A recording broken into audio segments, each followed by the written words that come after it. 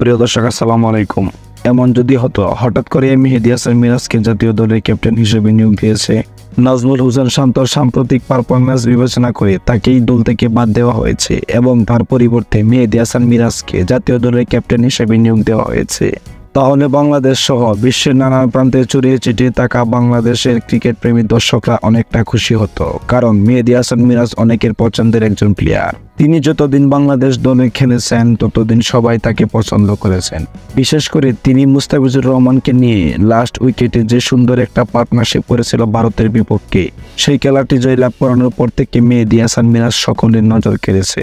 তিনি যখন অনূর্ধ্ব-19 দলের ক্যাপ্টেন ছিলেন তখন তিনি খুব সাহসিকতার সাথে সেই ক্যাপ্টেন্সির দায়িত্ব পালন করেছিলেন, কিন্তু বাংলাদেশ জাতীয় দলে তাকে মূল্যায়ন করা হয়নি, যার জন্য তিনি তার মনের আবেগ প্রকাশ করেছেন সোশ্যাল মিডিয়াতে। তবে তিনি অনেককেই তার এই মনের কষ্ট বোঝাতে চাচ্ছেন না, কারণ তিনি চাচ্ছেন নীরবে তার সঙ্গে যেতে।